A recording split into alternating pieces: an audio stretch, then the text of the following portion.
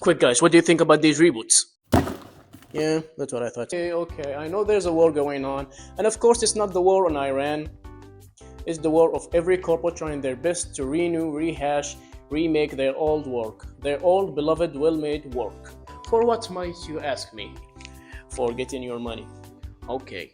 It's apparent that now we have less original ideas and more of the we are rehashing the same old ideas. You're so smart. So we can make the same old money we made back then. You're so manipulative. But wait guys, it's not like that most of the time. It is like that most of the time. But sometimes the original creator just want to go back to his old work and give it the last touches and get the closure he always felt he needed when he firstly made his work. And sometimes he will use your nostalgia against you and steal all your money. Legally. Which defeats the purpose of going back to watch the original material.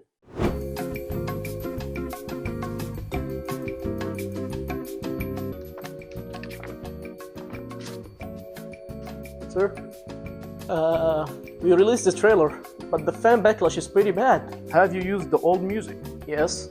Have you used the famous one-liners? We did that too. Okay. Try to put a bit of elite ball knowledge information in the trailer. That way we can cash on the nostalgia. Brilliant. We'll do that, sir. And the fans will defend us no matter what. I hate you. Okay, I think I went a little too far, so we're gonna start at the beginning.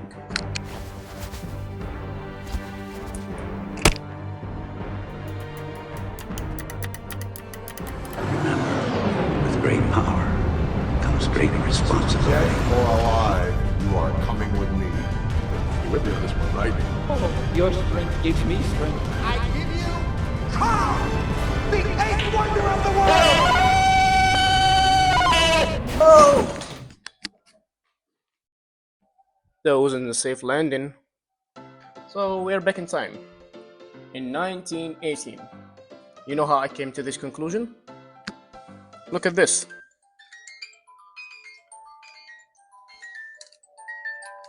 Hello. Rubbish. And this is how to say the time. This used to be my Xbox Series X, and it turned into whatever this is. Wait, where do I live in? Where is Algeria? Oh, here it is. There's Algeria. Okay, guys. Let's go back to the video. But before we do that, I need to get a haircut, because I look like a character from Yakuza. So, not one word. Okay, back to the video. Tarzan 1918. Constant remakes were common in the early cinema, but the first true reboot, a reimagining of a story rather than a simple remake, is generally considered to be the Tarzan franchise.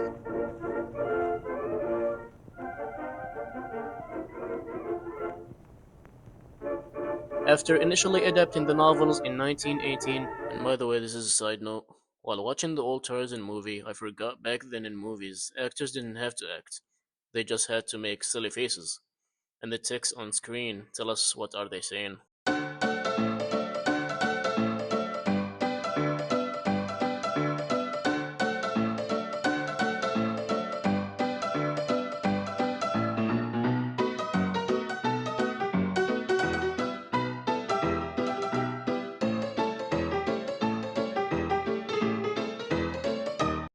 Tarzan launched a massive popular new series in 1932 that started the story over from scratch, and from that point, the Tarzan kicked the very first rock that snowballed into giving us the Godzilla series, which first appeared in 1954.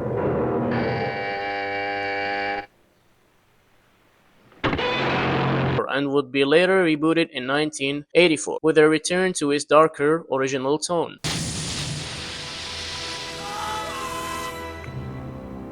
Another example would be the Star Trek reboots, Doctor Who, Battlestar Galactica. There's more examples, but in this video we're only gonna talk about the world of movie reboots. The good, the bad, and the ugly.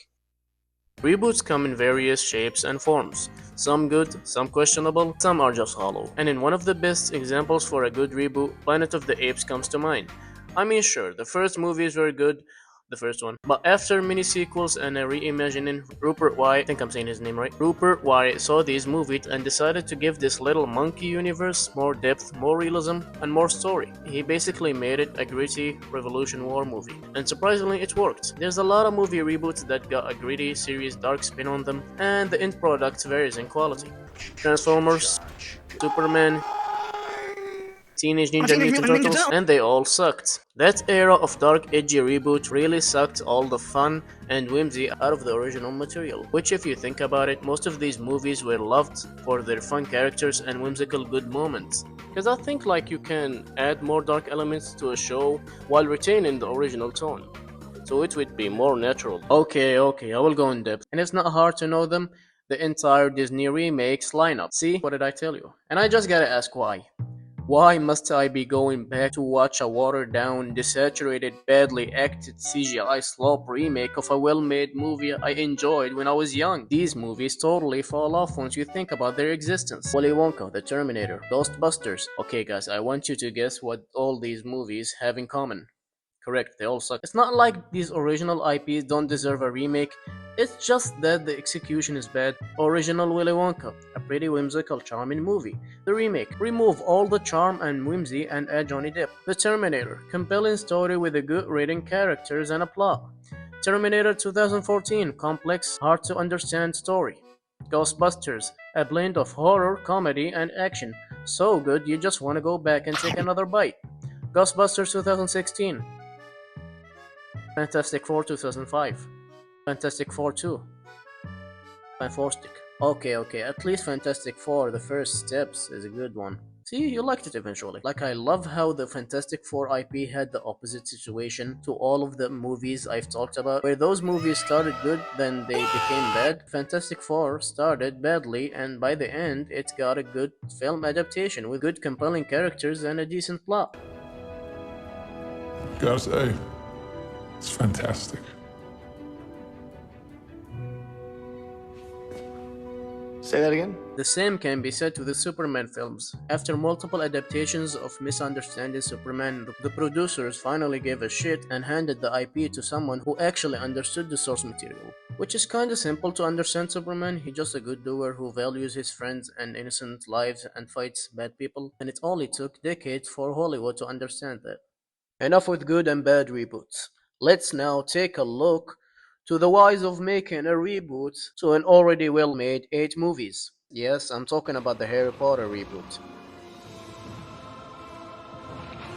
Why are you looking at me like that? You saw the thumbnail, you read the title. You have all the power of will and clicked on this random video. So now you must listen to me bitch and moan on why Harry Potter shouldn't get a remake or a reboot, whatever. And I gotta start with asking, why? The movies were already good. As a matter of fact, I just finished them in a marathon and I think they still hold up well. And let's be clear, not every movie is a 10 out of 10 masterpiece of a film. Still, neither each movie is a bad watch. Each movie has its own unique story, dialogue, characters, with Harry Potter being the focal point of each movie. Nonetheless, these movies are certified classics, and after watching the Cosmonaut video on them, he makes a good point. These are 8 movies that at worst are okay movies, and at best, actual timeless well-made films. So when I heard they remaking the movies into a series, I had only one urge to ask, why? Money. Well, I guess some of the reasons are money, but still, there gotta be something else, right? No. So let's talk about the remake, and everything we know about it. Maybe there's something I'm not seeing in remaking Harry Potter? No, it's just money. Okay, let's start with the cast. Harry, fine. Hermione, fine. Ron, fine. Hagrid, okay.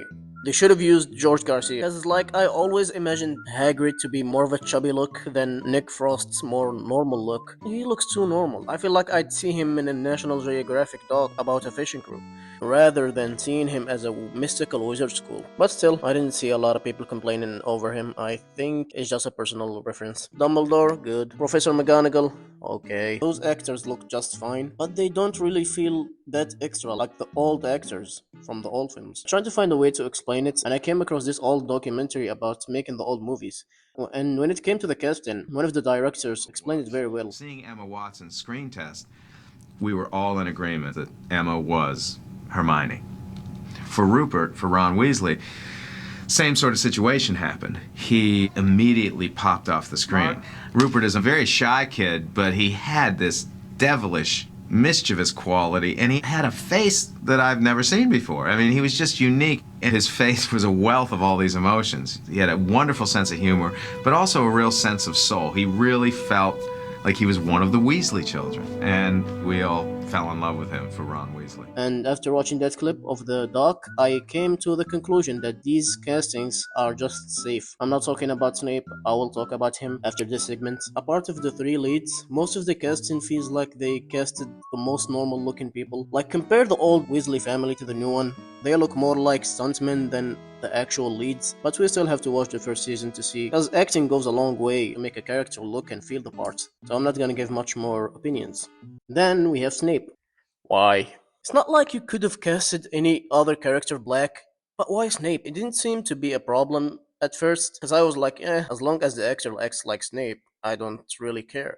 But after watching the old movies and seeing how Snape is originally written and treated, it just seems like they didn't put much thought on the casting. Because Snape in the books and in the movies is treated like a freak. He's like a weirdo. Harry's father and his friends used to bully the man, and it just seems wrong. And the video by the first Okiro, which I heavily encourage you guys to go watch it, he goes on why Snape shouldn't be a man of color, because Snape wasn't written as a man of color. He was always written to be a pale white man. Like, I really can't. So yes, so far this series looks to be mid at best or awful at worst, so we have to wait and see. But I don't want to end the video here. I would like to talk about a better idea for a Harry Potter series. Make a prequel.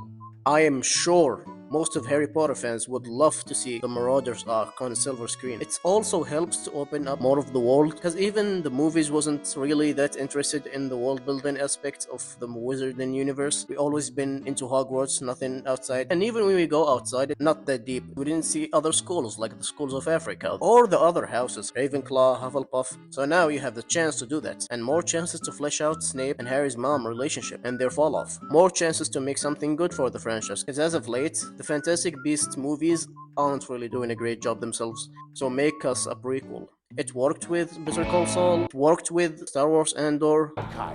Calcite alternatives.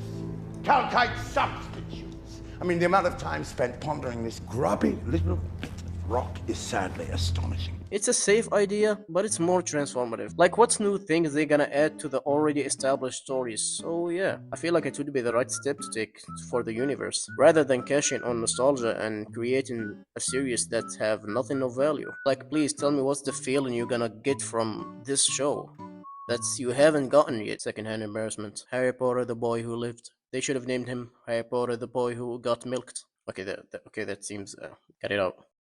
So, what did we learn from all of this? We learned that we are being controlled by the evil corpus that is called Arasaka, and they wiped our memories from the truth of our past so that they can keep us secured while we please their needs. And we learned that reboots and remakes are only necessary, depending on the original source. So yeah, what are your thoughts on this subject matter? Do you like reboots? And if so, what is your favorite reboot? Mine is Mad Max. And if you don't like reboots, tell me why. I want to know. So be sure to post your thoughts on the comments, and I'll be reading and replying to each one of them. And yeah, that's all I guess. I know I've been taking too long making these videos, and most of the reasons is that I'm still learning how to write scripts and edit, acting, and most of it. So yeah, and I apologize if this is your concern, so I will be posting more frequently and in a fastly manner. And it will be like before video 5,000 hours. I don't know how much hours in 1 month, versus me right now who's taken like less than a month with crazy good videos. Yeah, and by the way, I'm open for suggestions for video ideas, so be sure to post that too, and also don't forget to like and share and subscribe. It's help out the channel. Thanks for watching. I hope to see you in the next video. Thanks for watching, man, woman, grandpa, whoever is watching. Hi, Mom.